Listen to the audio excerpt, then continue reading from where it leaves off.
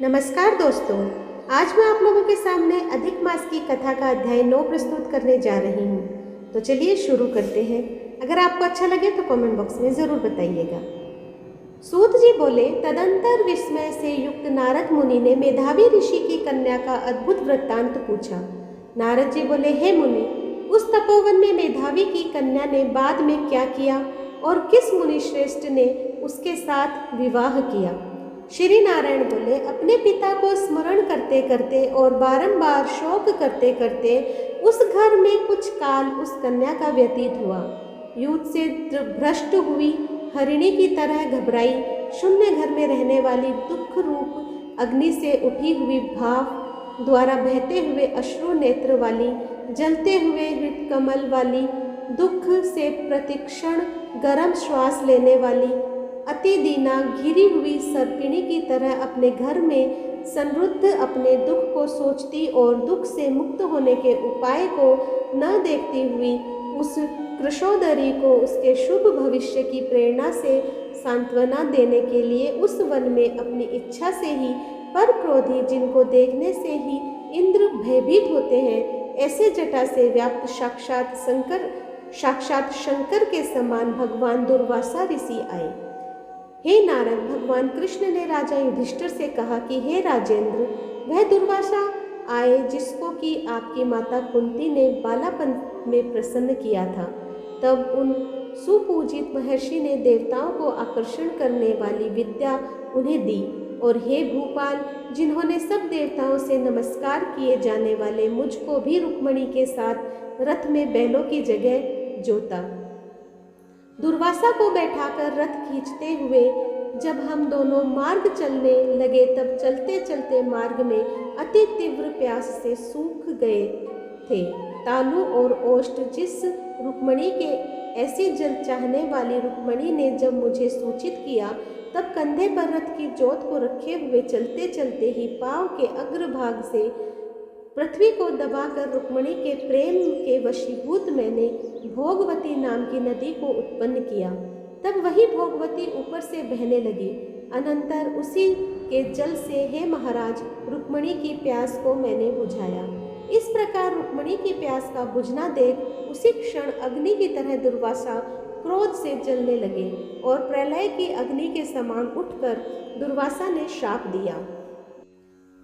वे बोले, बड़ा आश्चर्य है हे कृष्ण, रुक्मणी तुमको सदा अत्यंत प्रिय है, अतः स्त्री के प्रेम से युक्त तुमने मेरी अवज्ञा कर अपना महत्व दिखलाते हुए इस प्रकार से उसे पानी पिलाया, अतः तुम दोनों का वियोग होगा। इस प्रकार उन्होंने शाप दिया था। हे युधिष्ठिर, वही यह दुर्वासा मुनि है, साक्षात रुद्र के अंश से उत्पन्न, दूसरे काल रुद्र की तरह महर्षि अत्रि के उग्र तप रूप कल्पवृक्ष के दिव्य फल, पतिव्रताओं के सिर के रत्न अनसुया भगवती के गर्भ से उत्पन्न, अत्यंत मेधायुक्त दुर्वासा नाम के ऋषि, अनेक तीर्थों के जल से भीगी हुई जटा से भूषित सिर वाले साक्षात तपोमूर्ति दुर्वासा ऋषि को आते देखकर कन्या ने शोक सागर से निकलकर धैर्य से मुनि के चरणों में प्रार्थना की।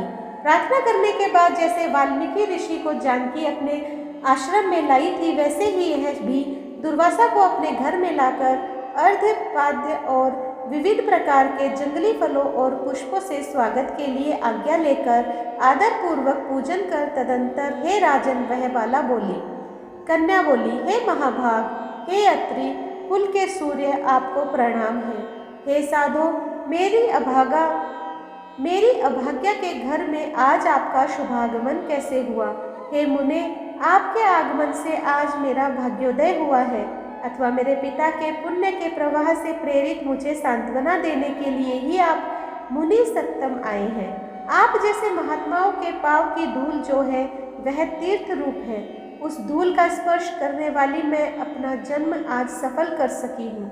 आज मेरा व्रत भी सफल है, आप जैसे पुण्यात्मा के जो मुझे आज दर्शन हुए, अतः आज मेरा उत्पन्न होना और मेरा पुण्य सफल है। ऐसा कहकर वह कन्या दुर्वासा के सामने चुपचाप खड़ी हो गई। तब भगवान शंकर के अंश से उत्पन्न दुर्वासा मुनि मंद हास्य युक्त बोले।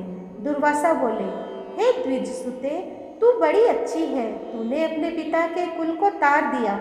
यह मेधावी ऋषि के तप का फल है जो उन्हें तेरी ऐसी कन्या उत्पन्न हुई। तेरी धर्म में तत्परता जान कैलाश से मैं यहाँ आया और तेरे घर आकर तेरे द्वारा मेरा पूजन हुआ। हे वरारोहे, मैं शीघ्र ही बद्रिकाश्रम में मुनीश्वर सनातन नारायण देव के दर्शन के लिए जाऊंगा, जो प्राणियों के हित के लिए अत्यंत उग्र तप कर रहे हैं। कन्या बोली, हे ऋषि, आपके दर्शन से ही मेरा शोक समुद्र सूख गया। अब इसके बाद मेरा भविष्य उज्जवल है, क्योंकि आपने मुझे सांत्वना दी। हे मुने, मेरी उस प्रादुर्भूत बड़ी भारी ज्वाला युक्त दुख रूपी अग्नि को क्या आप नहीं जानते हैं? हे दया सिंधु, हे शंकर, उस दुखाग्नि को शांत कीजिए।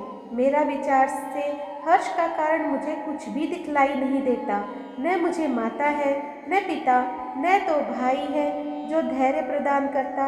अतः दुख समुद्र से पीड़ित मैं कैसे जीवित रह सकती हूँ? जिस जिस दिशा में मैं देखती हूँ वह दिशा मुझे शून्य ही प्रतीत होती है।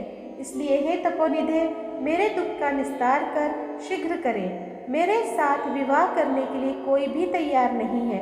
इस समय मेरा विवाह न हुआ तो मैं फिर वृषली शूद्रा हो जाऊंगी। यह मुझे बड़ा भय है।